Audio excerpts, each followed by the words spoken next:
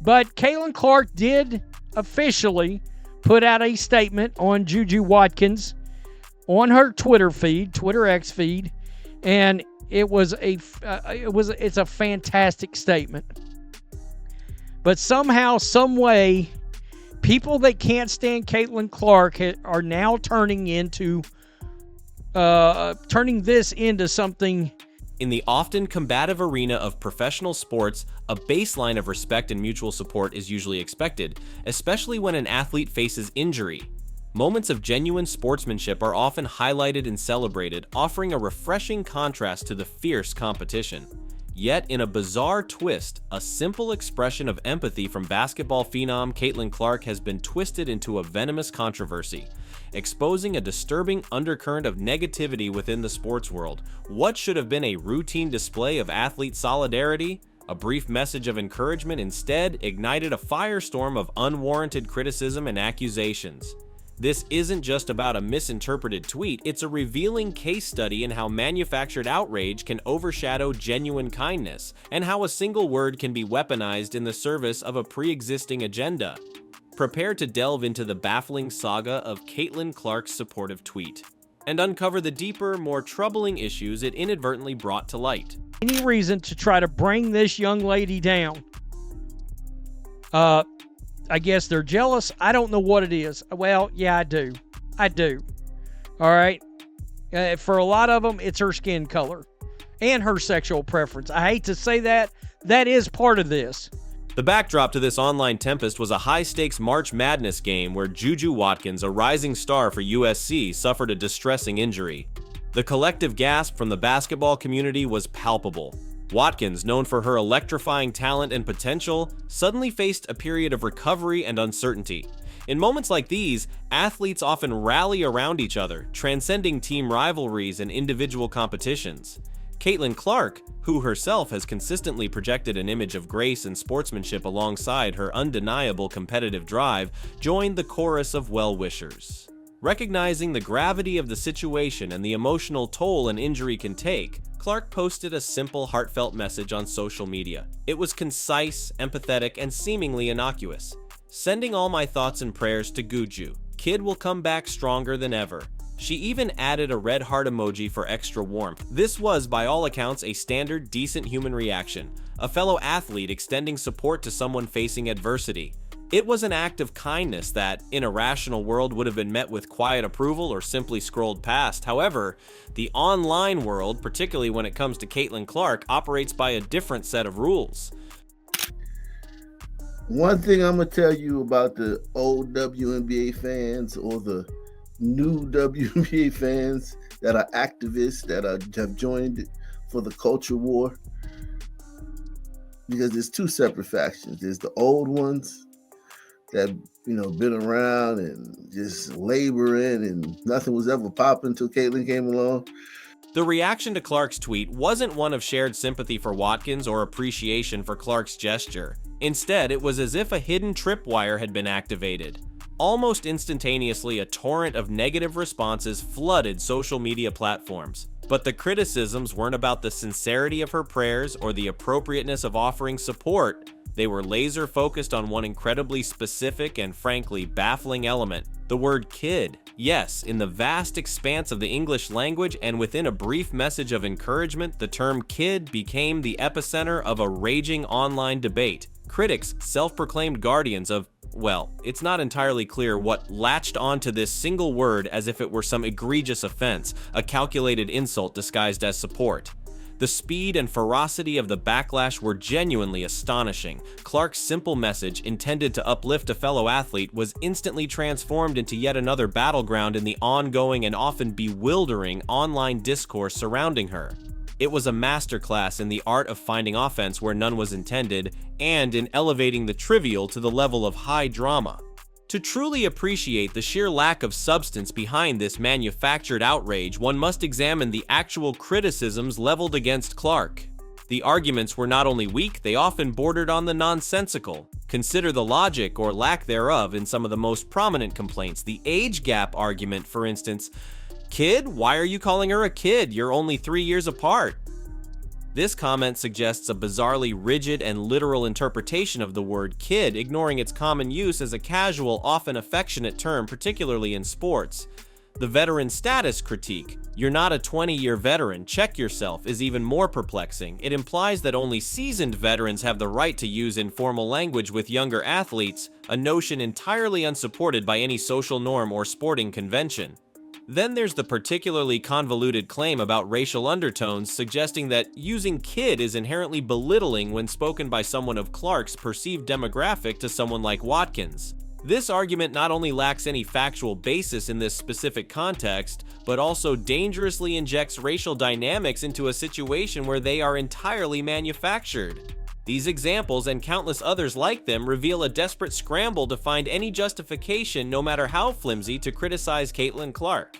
The critiques weren't born of genuine offense, they were meticulously constructed to fit a predetermined narrative of negativity. Of course, last night during March Madness against Mississippi State, JuJu Watkins suffered a horrific injury.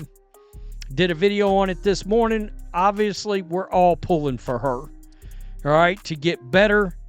I haven't seen any Caitlin Clark fans talking negatively about JuJu Watkins and that injury or wishing it on her or anything like that. I wish I could say the same for fans of the original WNBA fans when it comes to you-know-who, Caitlin Clark. And in fact, I think one of them made a live stream about Caitlin's knee or something like that. Let's dismantle this manufactured controversy by simply acknowledging reality. The word kid, particularly within the realm of sports, is overwhelmingly used as a term of endearment and casual familiarity. Think about the sports landscape. Coaches of all ages routinely refer to players as kids, regardless of their actual age. Veteran athletes often use it when addressing younger teammates or even competitors, signaling a sense of mentorship or simply acknowledging a difference in experience. Sportscasters, analysts, and fans alike pepper their commentary with the term kid without a second thought, understanding its generally positive and informal connotation. Consider a seasoned quarterback praising a young receiver, "That kid's got a bright future." Or a basketball coach encouraging a rookie, "You got this, kid." These are not instances of disrespect or condescension. They are common, accepted, and often positive forms of address. In Caitlin Clark's tweet, the context was undeniably supportive. She was offering words of encouragement to an injured peer, expressing hope for a strong recovery. To interpret kid in this scenario as some sort of calculated insult requires a deliberate and extreme misreading of both common language and the obvious intent behind her message. The critics, in their eagerness to condemn, ignored the overwhelming evidence of how the word is actually used and understood, opting instead for a hyper-literal and ultimately baseless interpretation. If the outrage over kid is so transparently manufactured, we must confront the more uncomfortable question: what truly fuels this relentless negativity towards Caitlin Clark? The answer, it seems, lies beneath the surface of linguistic nitpicking, in a complex web of biases, resentments, and anxieties. For a segment of the established women's basketball fanbase, Clark's meteoric rise represents a disruption to the status quo. Her unprecedented popularity, the record-breaking viewership she attracts, and the sheer volume of new fans she's brought to the sport have, for some, become a source of unease and even animosity.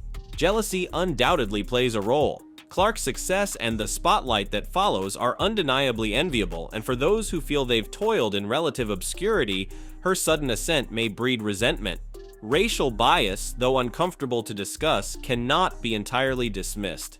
The subtle and sometimes not so subtle racial undertones in some criticisms suggest that for some, Clark's race is a factor in their negative perception. Homophobia, similarly, may be a hidden current in some of the more vitriolic attacks, though often unstated. And then there's the pervasive issue of gatekeeping. Old guard fans who have passionately supported women's basketball for years may feel a sense of ownership over the league and view Clark and her primarily new fan base as unwelcome interlopers, diluting what they perceive as their community. The kid controversy, therefore, becomes less about the word itself and more about a convenient pretext for expressing these deeper, more complex, and often less palatable resentments and biases. The most damning indictment of this manufactured outrage is the stark double standard applied to Caitlin Clark. The level of scrutiny she faces is simply unparalleled. Every tweet, every gesture, every on-court reaction is dissected and often deliberately misinterpreted, while comparable actions from other athletes often go unnoticed or are even celebrated. Consider the hypothetical reversal. If JuJu Watkins, in a supportive message to an injured Caitlin Clark, had used the term kid, would there have been this same level of online condemnation? The answer is almost certainly no. The outrage is selective, specifically targeted at Clark, and fueled by a transparently pre-existing negative bias. This same group, so quick to condemn a harmless word, often remained conspicuously silent or even actively cheered when Clark was subjected to actual unsportsmanlike conduct and physical targeting on the court. The cheap shots, the overly aggressive defense, the borderline dirty play, these actions, which posed a real risk to Clark's well-being, were often dismissed as just part of the game or even lauded as signs of tough competition by the very same voices now decrying the use of kid. This blatant hypocrisy underscores the manufactured nature of the controversy. It reveals a clear pattern of holding Clark to an impossibly high standard while simultaneously excusing or even condoning unfair treatment directed towards her. The fallout from this manufactured controversy extends far beyond the unfair targeting of Caitlin Clark. The real casualty is women's basketball itself and potentially the broader sporting ecosystem. The WNBA is currently riding a wave of unprecedented momentum, with viewership numbers soaring and public interest reaching new heights, largely fueled by the excitement surrounding Clark. Yet instead of capitalizing on this golden opportunity, a vocal minority is actively creating a toxic and unwelcoming environment. This negativity risks alienating the very new fans the league desperately needs to sustain and amplify its growth.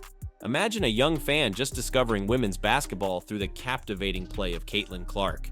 They tune in, eager to embrace this exciting new sport, only to be confronted with a constant barrage of manufactured drama, petty squabbling, and relentless negativity directed at the league's biggest star. How many potential lifelong fans will be turned away by this off-putting atmosphere? Furthermore, the focus on manufactured controversies distracts from the real story. JuJu Watkins' injury and her path to recovery, her well-being and rehabilitation should be the central concern, not a fabricated online drama. By exploiting Watkins' injury as a platform to attack Clark, these critics demonstrate a profound disrespect for both athletes and undermine the spirit of sportsmanship that should be at the heart of athletic competition. The saga of Caitlin Clark and the word kid is, at its core, a revealing example of how easily manufactured outrage can take hold in the digital age. It's a case study in the weaponization of trivialities and a stark reminder of the biases and resentments that can fester beneath the surface of online discourse. This isn't simply about a misconstrued tweet, it's about a segment of the sports community struggling to adapt to change, clinging to outdated notions of gatekeeping and allowing negativity to overshadow genuine progress. As we look ahead, the question remains: will we allow this vocal minority to continue poisoning the well of women's basketball, potentially squandering a golden opportunity for growth and broader recognition? Or will we, as fans and advocates for the sport, actively reject this toxicity, call out the double standards, and champion a more inclusive and supportive environment? The future trajectory of women's basketball, and perhaps the health of online sports discourse in general, may well hinge on our collective response. It's time to amplify the voices of reason, celebrate genuine sportsmanship, and ensure that manufactured controversies don't eclipse the remarkable talent and dedication of athletes like Caitlin Clark and JuJu Watkins.